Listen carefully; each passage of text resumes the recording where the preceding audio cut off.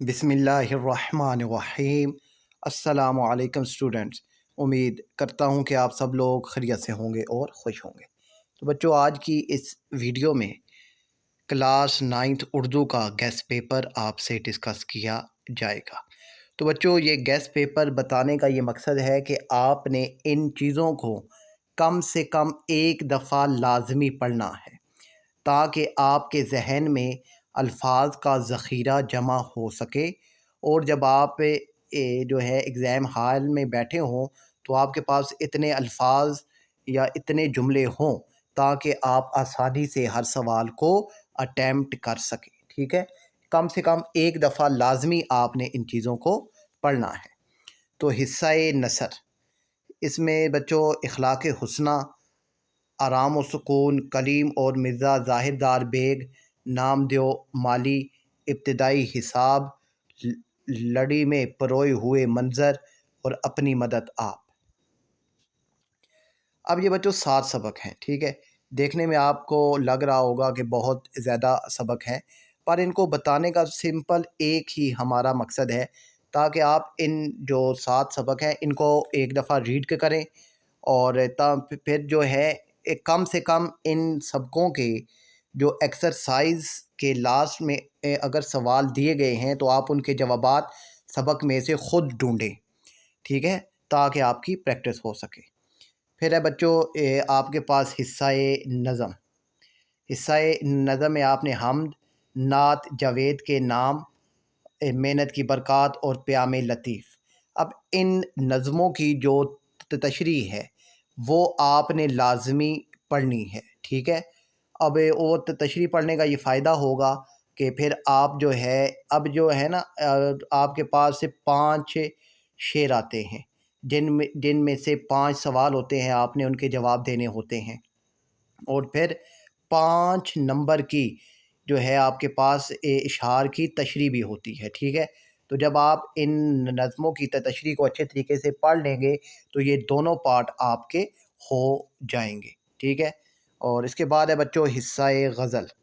ٹھیک ہے، تو اب اس میں آتا ہے جی، فقیرانہ آئے صدا کر چلے، سن تو صحیح جہاں میں ہے تیرا افسانہ کیا، کاش طوفان میں سفینے کو اتارا ہوتا، غم ہے یا خوشی ہے تو۔ اب ان کی تشریح بھی آپ نے لازمی طور پر پڑھنی ہے۔ پھر اس کے بعد بچوں آپ کا جو نیکسٹ ہوتا ہے کوسچن، وہ حصہ قواعد ہوتا ہے۔ حصہ قواعد کے لیے بچوں آپ کی جو ٹیکسٹ بک ہے اس کے آخر میں جو ہے ہر سبق کے آخر میں یہ ساری چیزیں موجود ہیں، آپ نے ان کو لازمی ایک دفعہ پڑھنا ہے۔ ٹھیک ہے، حروف کی اقسام، پھر جملہ خبریہ کی اقسام پلس ترکیب نحوی۔ اب یہ ترکیب نحوی اور پھر اس کے بعد جی جو آگے آنے والی چیزیں ہیں، رداد، آبیتی، مکالمہ، کالم، ان سب کو کیسے لکھنا ہے تو وہ انشاءاللہ اگلی ویڈیو میں ہم آپ کو تفصیل سے سمجھائیں گے۔ اس کے بعد سنتیں ہیں، اب جو مشہور سنتیں ہیں وہ بھی ہم آپ کو بتائیں گے کہ کون سی آپ کو یاد ہونی چاہیے۔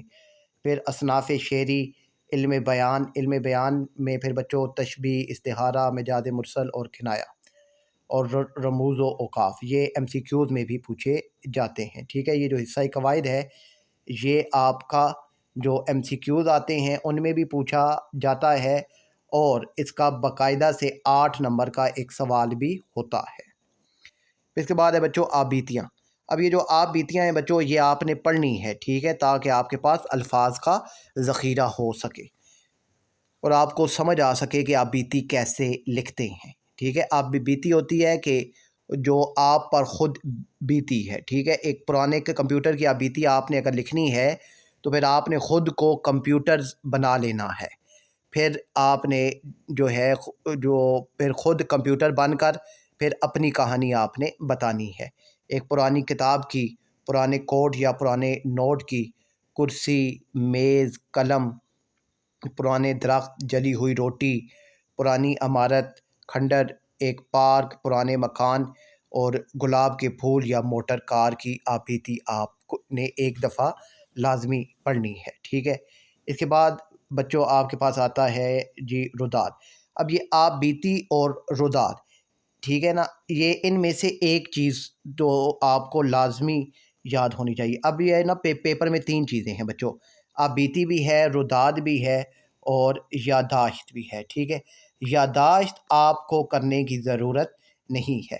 آپ آبیتیاں اور روداد جب یہ آپ اچھے طریقے سے ان کو سمجھ لیں گے، پڑھ لیں گے، تو انشاءاللہ یہ جو 6 نمبر کا آپ کے پاس سوال آتا ہے وہ آپ کا مکمل ہو جائے گا، ٹھیک ہے۔ یہ آپ نے دھیان میں رکھنا ہے، یعنی آبیتیاں اور روداد یہ دونوں آپ نے اچھے طریقے سے تیار کرنی ہے۔ اور جو روداد ہوتی ہے آنکھوں دیکھا حال، آنکھوں دیکھا جو حال ہوتا ہے وہ روداد ہوتا ہے، یعنی تفریح سفر کی روداد، تقریب یوم آزادی کی، تقریب تقسیم انعامات کی، کسی میچ کی، زندگی کا پرمسرت واقعہ، ناقابل فراموش واقعہ، یادگار سفر، پہاڑی، بس یا ٹرین کے سفر کی روداد آپ نے لکھنی ہے، ٹھیک ہے۔ اور روداد جو زیادہ چانسز ہیں کہ روداد جو ہے وہ سفری روداد پیپر میں آ سکتی ہے، ٹھیک ہے، پر باقی جو ہے آپ نے وہ روداد بھی پڑھنی ہے۔ یوم اقبال، کسی حادثے کی، یا اسکول میں ہونے والے کسی مقابلے یا تقریب کی روداد آپ نے ایک دفعہ پڑھنی ہے۔ اس کے بعد بچوں آپ کے پاس آتا ہے جی مکالمہ اور کالم، ٹھیک ہے۔ مکالمہ، کالم اور ای میل، ان تینوں میں سے ایک چیز آئے گی، ٹھیک ہے۔ مکالمے، کالم اور ای میل، ان تینوں میں سے کوئی ایک چیز پیپر میں آ سکتی ہے، ٹھیک ہے۔ اس میں آپ کے پاس انتخاب کرنے کا، یعنی جو ہوتا ہے 2 سوالوں کے درمیان یا کا آپشن، وہ نہیں ہوگا، ٹھیک ہے۔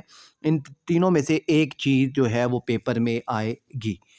اور اب جو مکالمے آپ نے ایک دفعہ پڑھنے ہیں تو وہ بچوں یہ مکالمے آپ کے سامنے ہیں، ٹھیک ہے۔ یہ مکالمے آپ نے ایک دفعہ لازمی پڑھنے ہیں۔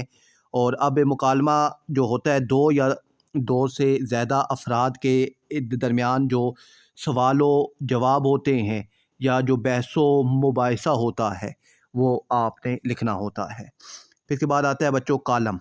اب کالم آپ نے کن موضوعات پر پڑھنا ہے تو وہ یہ موضوعات بچوں آپ کے سامنے ہیں، اور کالم کیسے لکھنا ہے تو یہ اگلی ویڈیو میں انشاءاللہ ہم آپ کو بتائیں گے۔ پھر اس کے بعد ہے بچوں ای میل۔ اب ای میل لکھنے کا جو فارمیٹ ہے وہ بھی انشاءاللہ جلد ہی ہم آپ تک جو اگلی ویڈیو ہے اس میں آپ تک پہنچائیں گے۔ اب ای میل جو آپ نے پڑھنے ہیں، ٹھیک ہے، یا جو آپ کے پاس مواد ہونا چاہیے وہ آپ نے ان کو لازمی ایک دفعہ پڑھ لینا ہے، تاکہ آپ کو سمجھ آ جائے کہ پیپر میں جو مکالمہ، جو ای میل ہے وہ کن کن موضوعات پر آ سکتا ہے۔ اگر ان موضوعات میں سے آتا ہے تو کم سے کم آپ کے پاس جو ہے اتنے جملے اور اتنے خیالات موجود ہوں کہ آپ آسانی سے اس کو لکھ سکیں۔ اپنا خیال رکھیے گا۔ اللہ حافظ۔